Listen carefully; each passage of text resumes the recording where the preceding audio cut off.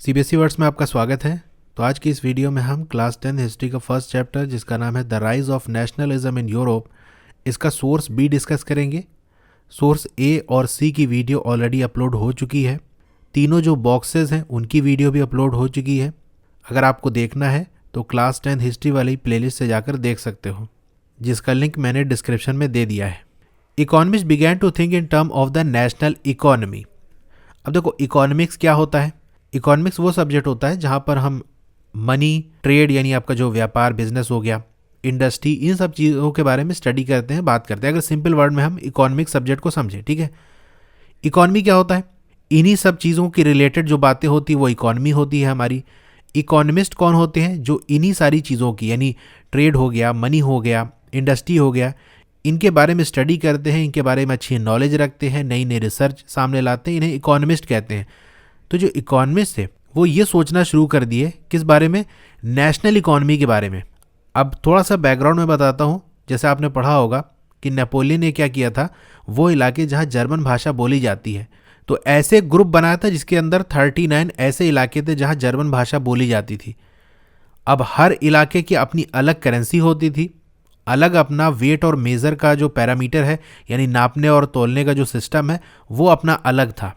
तो इकोनॉमिक्स ये सोचने लगे कि जो अलग अलग जगह पर अलग अलग करेंसी है वो ना होके पूरा एक नेशन यानी पूरा वो इलाका जो जहाँ जर्मन भाषा बोली जाती है, सब की एक हम कॉमन करेंसी बना दें। यानी जो इकोनॉमी है वो अलग अलग इलाकों की अलग ना हो, बल्कि पूरे जो जर्मन लैंग्वेज बोलने वाले इलाके हैं सब की इकोनॉमी सेम हो जाए। इसके लिए सबसे ज़रूरी ये है कि सबकी करेंसी कॉमन होनी चाहिए। अब ये जो इकोनॉमिस्ट थे ये बात करने लगे of how the nation could develop and what the economic measure could help force this nation together. यानी इस बारे में बात करने लगे कि वो कौन से स्टेप्स हमें लेने चाहिए, कौन से ऐसे काम करने चाहिए जो कि आपके इकोनॉमी से जुड़े हो, यानी मनी, ट्रेड, इंडस्ट्री से जुड़े हो, जो कि नेशन को फोर्ज कर सकें, आपस में जोड़ सकें। जो अलग अलग हिस्सों में बटा है अभी जर्मनी, वो एक यूनिट बन जाए, एक देश बन जाए। इसके बारे में बात करने लगे, यानी किस तरह से नेशन डेवलप होगा। फ्रेडरिक लिस्ट ये क्या थे? प्रोफेसर थे इकोनॉमिक्स के यूनिवर्सिटी ऑफ टुबिंजन इन जर्मनी। ये लिखते हैं 1834 के अंदर। और 1834 में और क्या हुआ था? ज़ुल्वेरिन बना था, ठीक है। तो उसी के बारे में बात कर रहे हैं। The aim of the Zollverein is to bind the Germans economically into a nation. यानी इस ज़ुल्वेरिन का मकसद ये बता रहे हैं, इसका एम ये है कि जो जर्मन्स हैं यानी जो अलग अलग हिस्से हैं उसको इकोनॉमिकली हम बाइंड कर दें, यानी सबकी इकोनॉमी मिला दें। जो अभी अलग अलग हिस्सों की अलग अलग इकोनॉमी है, क्योंकि सबकी करेंसी अलग है, अपना अलग टैक्स लेते हैं, अलग करेंसी यूज़ करते हैं। तो ज़ुल्वेरिन ने क्या किया था, ये भी आपने पढ़ा होगा कि जो 30 करेंसी पहले चलती थी उसको कम करके सिर्फ 2 करेंसी रह गई थी। तो ज़ुल्वेरिन का मकसद एम यही है कि जो जर्मन है उनकी इकोनॉमी को हम बाइंड कर दें और एक नेशनल इकोनॉमी बन जाए। यानी अलग अलग हिस्सों की अलग इकोनॉमी ना हो, बल्कि पूरे देश की एक इकोनॉमी हो, देश की एक करेंसी हो, वेट एंड मेज़र का एक सिस्टम हो, एक ही टैक्स लिया जाए। इससे होगा क्या? It will strengthen the nation materially. यानी नेशन को, देश को ये मटीरियली मतलब हकीकत में, सच में मजबूत करेगा। क्योंकि देखो, नेपोलियन ने भी जो 39 का ग्रुप बनाया था तो वो भी सामने ये दिखा रहा था, देखो इससे फ़ायदा होगा, अलग अलग हिस्से हैं, सबकी अपनी अलग करेंसी है, झंझट नहीं होगी और सब जगह टैक्स मिलेगा। कोई भी सामान लेके जाना है अगर आपके एरिया से गुजरा, यानी कहने का मतलब ये है कि जैसे मान लो ये इलाका है और ये दूसरा इलाका है, इसके बीच में एक रीजन पड़ता है। अब यहाँ पर एक बंदा है, इसको सामान लेके जाना है इस जगह पर, तो यहाँ से जब जाएगा तो इस बीच वाले हिस्से से होके जाएगा, तो यहाँ इसको टैक्स देना पड़ेगा। तो बीच वाले को तो मुफ्त में टैक्स मिलेगा, यानी इसका तो फ़ायदा ही हो रहा है। तो जितने ज़्यादा हिस्से होंगे उतना यह है कि कोई भी सामान लेके जाएगा, आपके एरिया से पास करेगा तो टैक्स आपको देना पड़ेगा। तो ये दिखावा तो हो रहा था, लेकिन हकीकत में फ़ायदा नहीं हो रहा था। क्योंकि अगर टैक्स आप ले रहे हो तो कल को आपको दूसरी जगह सामान भेजना है तो वहाँ भी आप टैक्स दोगे, तो वो बराबर हो जा रहा था। तो वो हकीकत में इकॉनमी मजबूत नहीं हो रही थी, उन इलाकों का फ़ायदा नहीं हो रहा था। लेकिन कहा ज़ुल्वेरिन से क्या होगा, ये नेशन को मटीरियली यानी हकीकत में मजबूत करेगा। As much by protecting its interest externally, यानी बाहरी तौर से इनके जो इंटरेस्ट है, जो उनकी चाहत है, उसकी हिफाजत करेगा। क्योंकि अलग अलग टुकड़ों में बिखेरे रहने से फ़ायदा नहीं होगा, एक यूनिट बनने में ही फ़ायदा है। जब सब मिल के एक यूनिट बन जाएंगे तो वो ज़्यादा मजबूत रहेगा।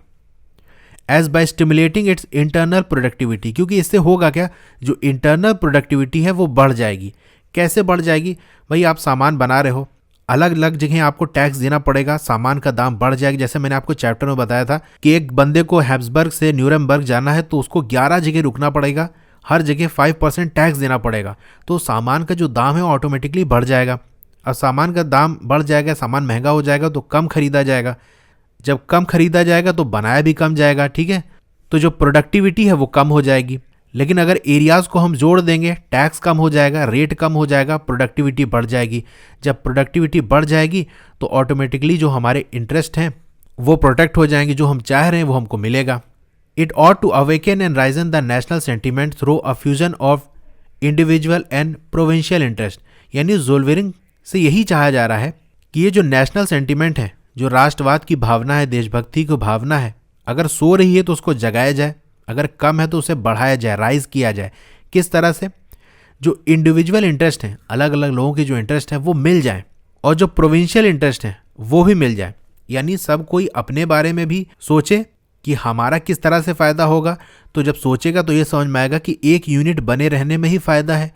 और प्रोविंशियल लेवल पे, यानी पूरी जो जर्मन लैंग्वेज बोलने वाले सारे रीजन हैं उनका भी फ़ायदा इसी में है कि एक यूनिट बन के रहें।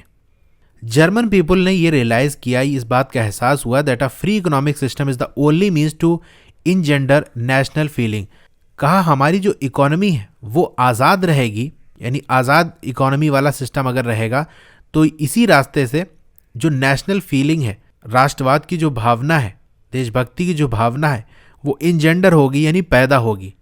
यानी सामान एक जगह से दूसरी जगह आसानी से पहुंच जाएगा, जितने भी अलग अलग जर्मन रीजन है वो कनेक्ट हो जाएंगे, तो खुद ही अपने आप हम सोचेंगे कि यार एक यूनिट हमें बने रहना चाहिए, इसी में हमारा फ़ायदा है। तो यहाँ आकर ये सोर्स हमारा कंप्लीट हो जाता है। और भी जो भी वीडियोस देखनी है सबका लिंक मैं डिस्क्रिप्शन में दे दूँगा, वहाँ से आप देख सकते हो। तो आपको ये वीडियो कैसी लगी कमेंट करके ज़रूर बताइए, अच्छी लगी हो तो लाइक करिए, और अगर आप चैनल पर नए हैं तो सब्सक्राइब ज़रूर करिए। मिलते हैं फिर अगली वीडियो में। Thank you.